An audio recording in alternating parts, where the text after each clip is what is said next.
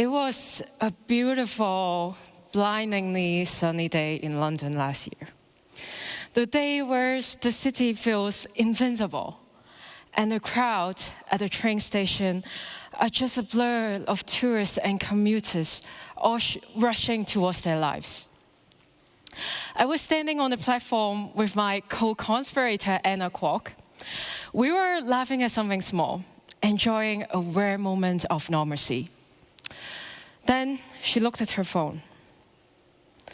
In the middle of all the sunlight, I saw the color drained from her face. She turned a shade of white that I've only seen in nightmares. Her voice suddenly turned hollow, chillingly stone cold and still. "My father," she whispered. "He was arrested." I didn't have to ask why, because in our world, there is only one reason. The National Security Police? "Yes," she said. The sun was still shining, the station was still loud. But for us, the world had just gone cold. I wasn't in London anymore. I was back in the trauma that I thought I would left behind. The 5 a.m. knocked on the door, the phantom sounds of the police boots, and the mental checklist of what to pack when they finally come for you.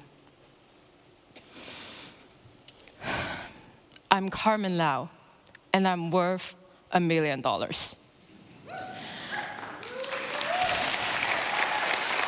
On Christmas Eve in 2024, the regime has sent me a gift, a literal price tag, $1 million bounty for the crime of wanting a say in our own future. And today, there are 1,946 political prisoners in Hong Kong who were guilty for that same crime. While I'm lucky enough to be able to speak in front of you today, they are behind bars, blocked from the world and silenced by the walls.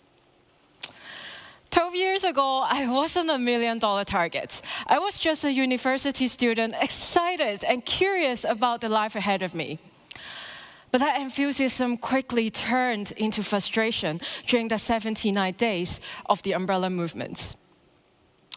For the first time in my life, I witnessed the police turn their weapons against their own people. That year, we left the streets with heavy hearts, but the seeds were sown. In 2019, we came back stronger and more determined, but so was the regime. 2 million people filled the streets. We protest days and nights through heat and rains. But by 2019, the tear gas was just a beginning of the violence. I witnessed too many shattered bones, too much blood, and too many arrests. And at one time, a police rifle directly pointed at my head, so close that I could see the bullets waiting inside the barrel. Then I was shocked. Me?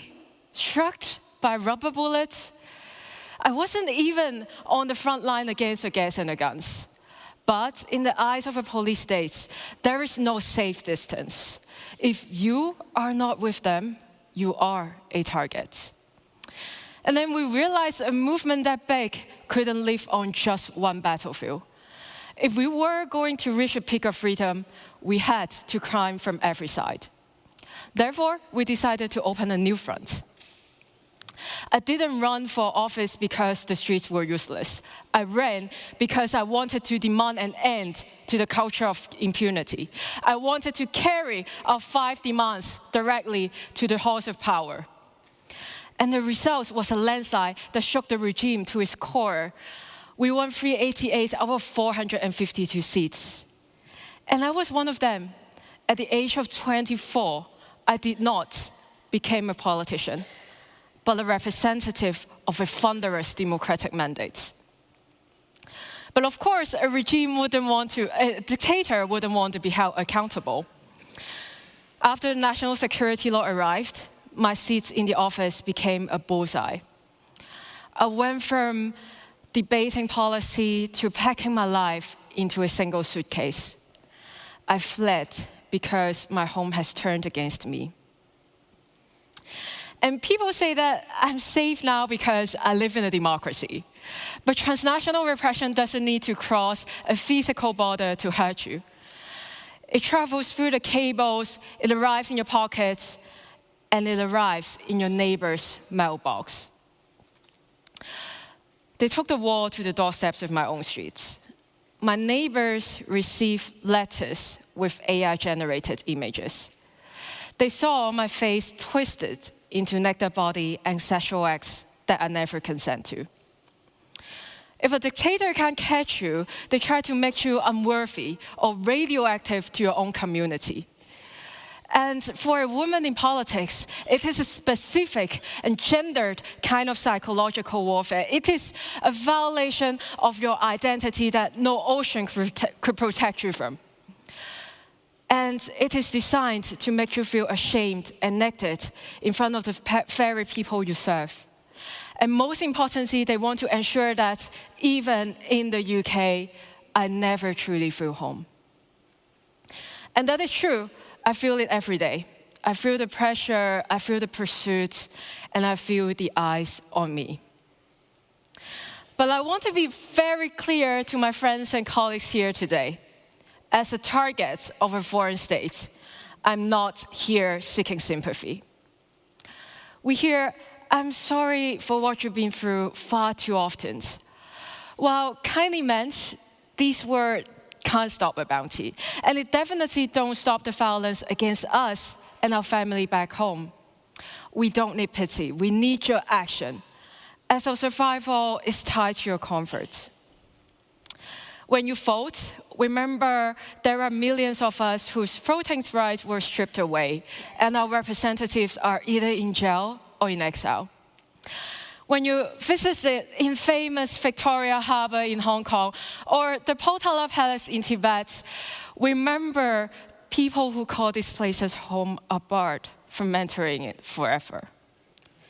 When you scroll through TikTok or Red Note, remember you are holding a weapon a dictator has perfected to export propaganda and control the algorithm of your thoughts. And when you purchase cheap goods from Shein, remember people tortured and forced into labor in East Turkestan just to keep those prices competitive. I actually don't have a map that leads us back to a free Hong Kong or a free Tibet or a free East Turkestan. I really wish I did. But what I have is the knowledge that the regime wouldn't spend millions of dollars to silence us if we weren't still a threat to them. The Hong Kong government claims that hunting us is their lifetime endeavour. Fine.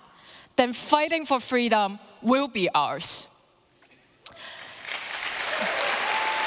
Even in exile, even if we are scattered, we are not done.